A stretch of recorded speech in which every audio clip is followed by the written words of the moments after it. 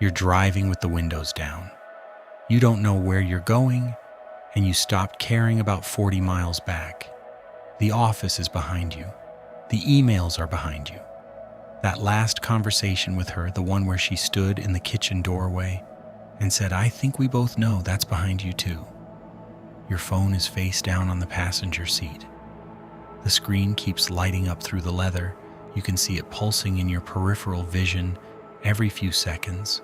Somebody wanting something, somebody asking where you are, somebody needing 5 more minutes of you. You leave it there.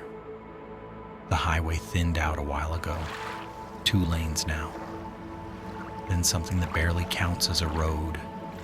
Cracked asphalt with no center line, and cypress trees leaning in from both sides, close enough that the branches almost touch above you.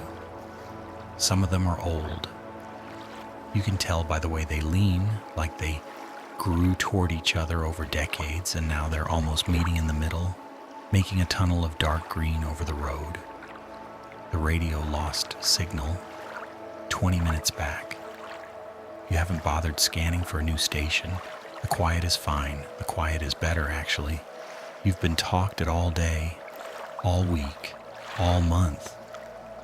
Everyone wanting a piece of something, an answer, a decision, your attention for just 5 more minutes when you ran out of minutes somewhere around Tuesday. Your hands are loose on the wheel. The window is open and the air coming through is warm, dry, carrying the smell of whatever grows wild out here. Sage, maybe? Something that belongs to the dirt and the hillside and the late afternoon. The seat has the shape of your body from 3 hours of driving, and you've stopped adjusting.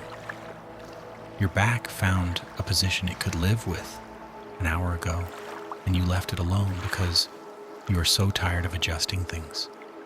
Adjusting your tone in meetings, adjusting your face when she told you, adjusting your expectations downward one more time so the gap between what you wanted and what you got wouldn't hurt so much. You're done adjusting. The seat is fine. The road is fine. Wherever this goes is fine. The sky is doing that thing it does right before the sun disappears completely. Orange at the edges, purple higher up. That light only lasts a few minutes. You've been missing it every night for years because you were always still at your desk when it happened, or stuck on the freeway, watching brake lights, or standing in the kitchen, reheating something you didn't want to eat while scrolling through emails you didn't want to read. But tonight you're here, in a car on a road you've never been on, watching the sun do its last few minutes of work. And it's the first honest thing you've looked at all day.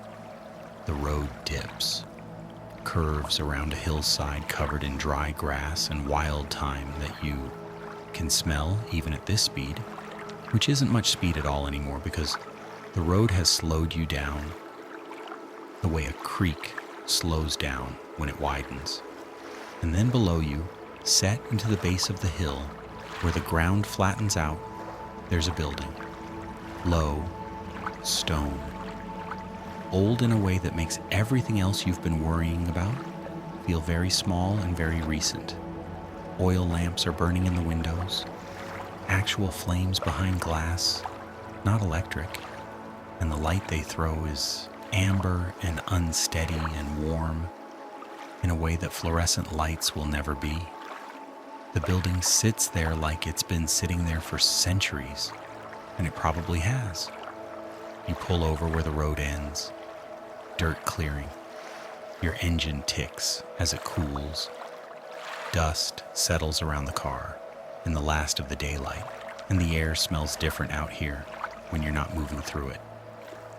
Dry herbs, earth that's been holding the sun's heat all day and is letting go of it now slow, like a long exhale. Time. Something sharper underneath, maybe rosemary growing wild along the hillside. You sit for a minute with the engine off. The steering wheel is warm under your hands. Through the windshield, you can see the building's entrance, a stone archway with warm light spilling through onto the dirt path that leads from the clearing to the door. There is no door, just the archway, just the light. You open the car door. You leave the phone on the seat. You don't lock the car. There's nobody out here and nothing in that car you need right now.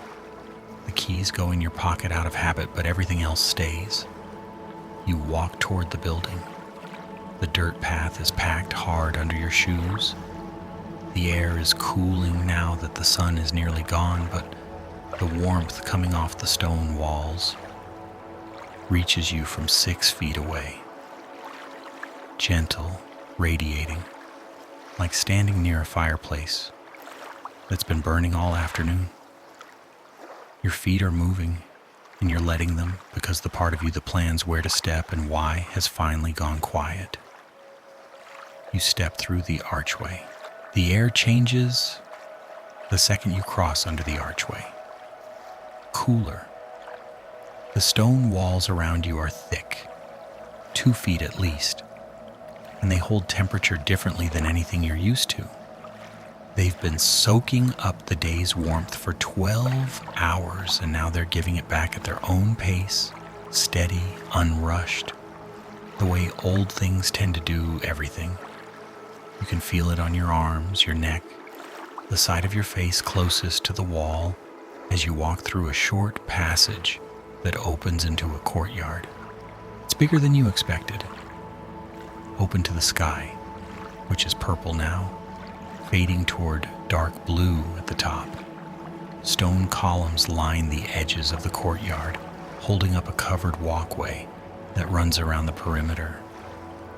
The columns are smooth at the base where thousands of hands have touched them over the years, and rough higher up where the rain gets to them. In the center of the courtyard, there's a shallow pool, rectangular, no deeper than your ankle. The water is perfectly still. It catches the last of the sky's color and the amber lamplight from the corridors around it, and holds both at the same time. Other people are here. You can see them in the walkways. A woman sitting on a stone bench near one of the columns with her eyes closed and her hands open on her knees.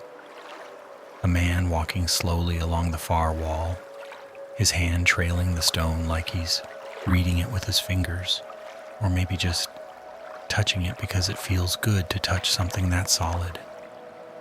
Nobody looks up when you come in. Nobody turns. These people came here to stop being looked at for a while. Oil lamps line the walkway at knee height, small clay dishes with wicks burning low and steady. They throw circles of amber light on the stone floor that overlap and blend into each other so the whole walkway glows. The air smells like warm stone and olive oil from the lamps and something herbal underneath, something planted in the courtyard that you can't see but you can smell. Thyme again. Or oregano. Something that grows here because it has always grown here and nobody needed to plant it. An attendant crosses the courtyard. She's carrying folded linen, heavy, the color of cream. She sees you, nods once. Her face has the kind of calm that doesn't come from trying. She doesn't smile, she doesn't have to.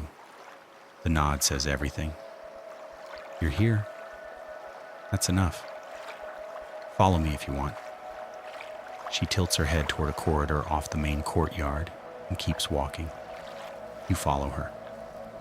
Your shoes make a soft sound on the stone floor, a flat echo that the walls absorb almost instantly. The corridor is wider than you expected, and the ceiling is arched, the stone above you worn smooth from centuries of damp air moving across it. Oil lamps sit in alcoves cut into the walls, spaced far enough apart that you walk through pools of warm light, separated by stretches of soft shadow. Each alcove is carved in the same shape, A small rounded shelf, just deep enough to hold the lamp, and a few dried stems of something that smells sweet when the heat of the flame reaches it. She walks ahead without checking if you're keeping up. She knows you are. Everyone who comes through that archway follows the same way. She's seen it enough times. Your shoulders are dropping. You notice it because they've been up near your ears for so long that the absence of that tension feels strange, like taking off a backpack you forgot you were wearing. Your jaw is loosening too. You didn't know it was tight until it wasn't. The corridor turns left, then right. The lamps are spaced further apart now, the pools of light wider and dimmer. You can hear your own breathing and hers, slightly ahead of you, and the faintest sound of water moving somewhere below the floor or behind the walls, somewhere inside the stone itself. She stops at an opening in the wall. Another archway, smaller than the first one, low enough that you could touch the top of it. She gestures you through with one hand. Then she's gone, walking back the way you came. Footsteps fading until the stone swallows them and everything is quiet. You step through, and the room is small. That's the first thing. After the open sky of the courtyard and the long turning corridor, this room is the size of a bedroom in an old house. Stone walls that curve toward the ceiling like the inside of a bread oven. One oil lamp on a ledge, the flame barely moving because the air in here is so still it might not have moved all day. A stone bed against the far wall, but it's been prepared.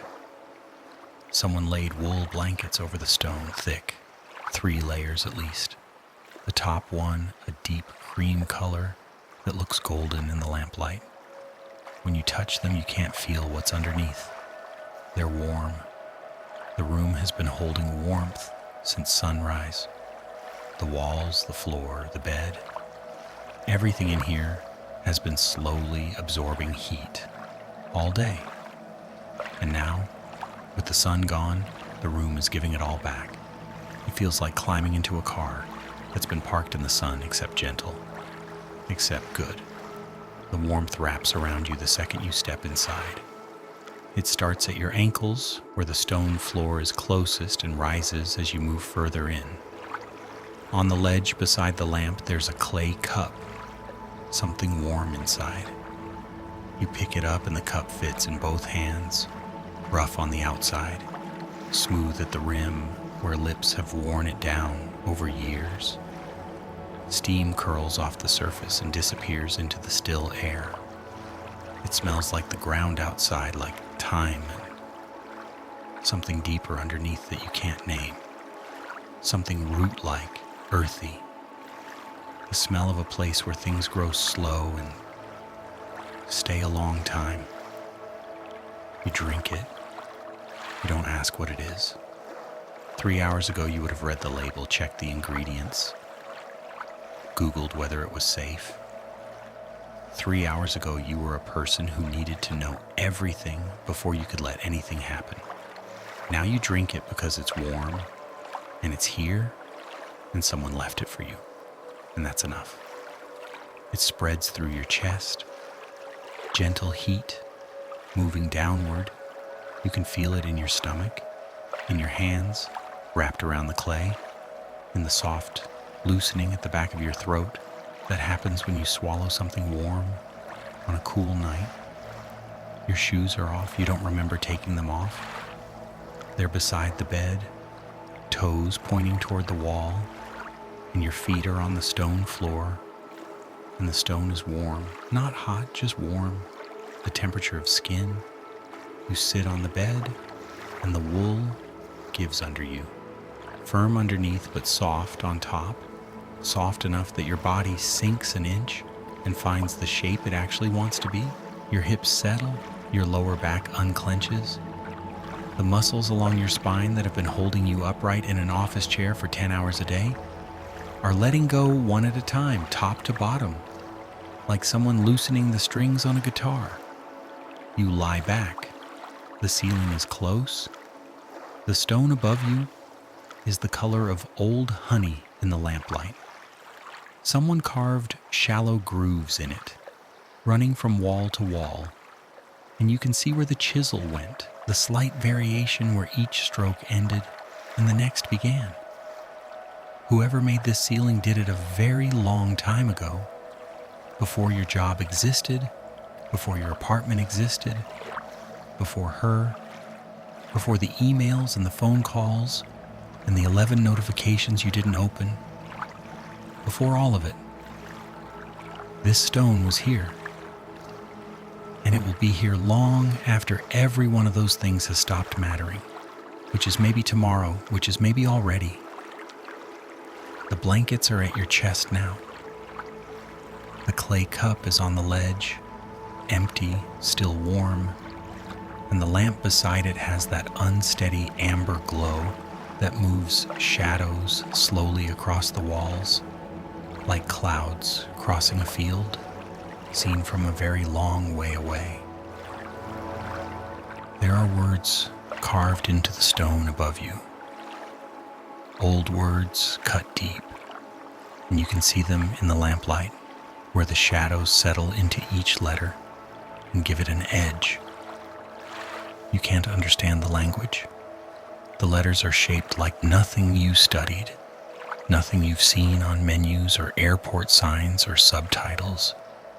But your eyes move along them anyway, left to right, the way they've been trained, tracing each carved line the way your finger might trace a crack in a table while you're listening to someone talk. The letters have a rhythm to them.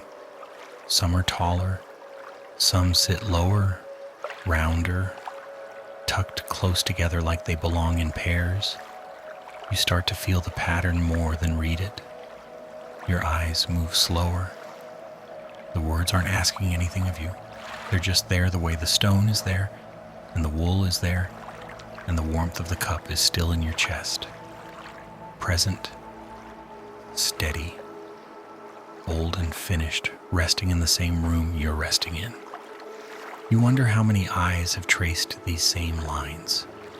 How many people lay in this exact spot and looked up and tried to read words they couldn't read and found that the trying didn't matter, that the not understanding was actually the point, because you can't think about the words on the ceiling and think about the emails at the same time. You can't trace ancient letters and also run tomorrow's meeting in your head. The carvings take up exactly the right amount of attention, enough to keep your mind from spinning, not enough to keep you awake. Your eyes are half closed now, and the letters on the ceiling are swimming, moving in and out of focus the way text does when you've been reading too long on a screen at night. Except this isn't strain. This is your eyes deciding on their own that sharpness isn't required anymore. The letters blur. The grooves in the stone soften into waves. You're still looking up, but what you're seeing has stopped being architecture and started being something closer to memory. The shape of a ceiling you slept under as a kid. The bumps in the plaster of your first apartment. Some older place you can't quite name. Somewhere you slept well. Somewhere you slept without setting an alarm or checking your phone one last time. The lamp is doing something to the room. The shadows on the ceiling move with the flame, and the carved letters appear to shift inside those shadows, rearranging themselves, settling into new orders that you almost understand, and then don't, and then almost again. And the almost is enough. The almost is actually better than understanding, because understanding takes effort. And right now, your brain is putting effort down the same way you put your phone down on the passenger seat. Face down. Screen still glowing. But not your problem anymore. Your breathing is slower now. You can hear it. Each exhale goes a little longer than the last, like your lungs are remembering how to do this without being rushed, how to take the full amount of air and let it go at whatever pace feels right, which right now is very slow, very even, matching the pulse of the lamplight on the ceiling. Your hands are on your chest on top of the blanket, and the wool is warm from your body heat now, and underneath that you've sunk so deep into the bed that you can't feel the stone anymore. Just the wool, just the warmth, just the shape your body made when it finally stopped holding itself together and let the bed do the holding instead. The lamp is lower now, or your eyes are more closed. Same thing. The room has gotten smaller, or you've gotten more comfortable inside it, settled so deep into the bed and the blankets that the walls feel closer, and closer is good. Closer is the whole point. The way a tent is better than a field, and a sleeping bag is better than a tent, and this room is better than anything because it was built for one person at a time. And tonight, that person is you. Water is moving somewhere below the floor. You can hear it. A river maybe, or a spring that runs under the hill and through the foundations of this building that has been here since before anyone you know was born. The water doesn't rush, it doesn't drip. It travels the way slow things travel, finding its own path through the stone, following the path it carved years ago, the same path every night, patient, unhurried, doing the one thing it was made to do. The warmth is coming off the walls slow, the way a road gives back heat after sundown. This air has been through this room so many times that it carries something in it, something accumulated. The sleep of everyone who has lain in this bed before you. Hundreds of people, thousands. Some of them carried the same thing you're carrying. The job that takes more than it gives. The person who left. The phone that never stops asking.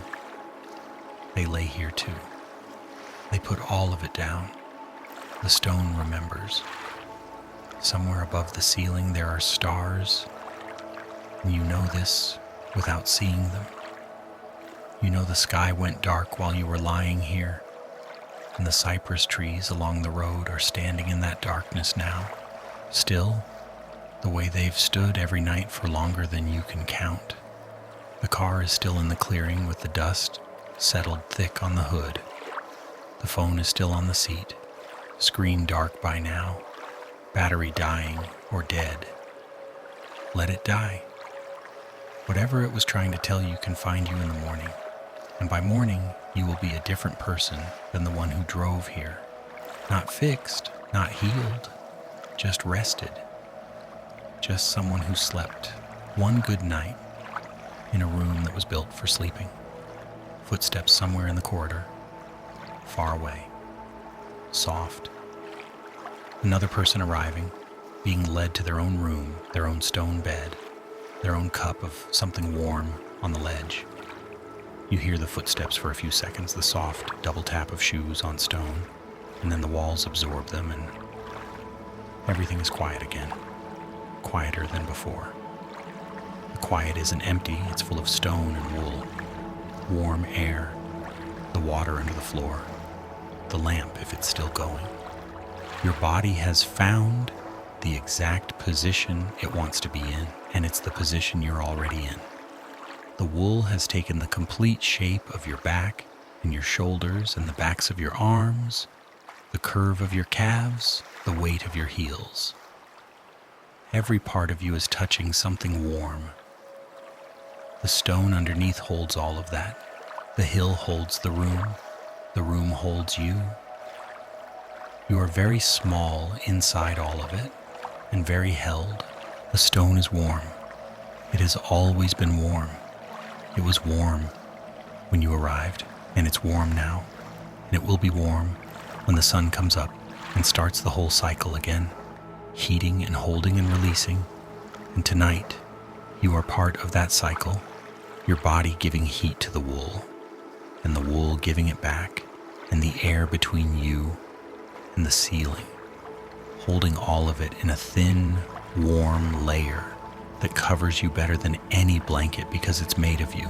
Your warmth, your breathing, your being here in this room that was carved out of a hillside by someone who understood that sometimes the only thing a person needs is a place to lie down that was made for lying down and nothing else.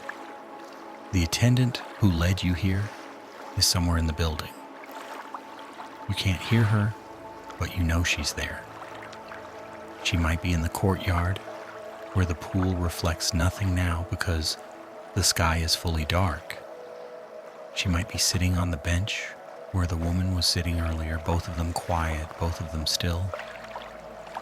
Or she might be walking the corridor one more time, checking the lamps, touching the dried herbs in the alcoves, or just standing in the archway looking out at the clearing where your car is parked and the road that brought you here, that road that started as a highway, full of noise and thinned down to nothing, and delivered you to this exact spot on this exact night.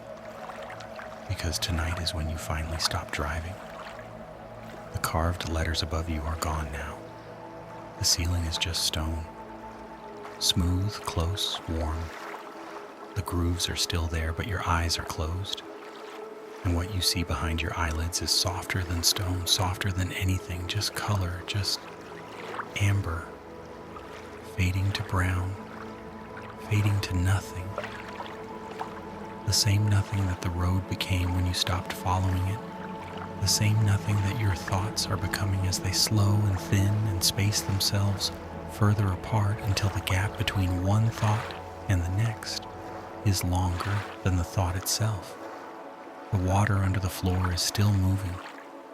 It will move all night. It has moved every night for as long as this building has been here, and it will keep moving long after you leave in the morning, long after the next person lies in this bed, and the person after that, and the person after that, all of them arriving the same way you arrived, tired from something different, but tired in the same place, behind the eyes, in the shoulders, in the part of the chest where you keep the things you're carrying for other people because you forgot how to put them down until tonight. The cypress trees outside are still standing. The hill is still holding the building. The building is still holding the room. The room is still holding you. You are still here on this bed that has held so many before you and will hold so many after. The stone remembers all of them. Now it remembers you too. The shape of someone who drove 3 hours with the windows down and didn't know where they were going and ended up here because this is where the road ended and the quiet began. The quiet is still here. You are still here. The lamp is out. The stone is warm. The air is warm. The wool is warm. And you're staying.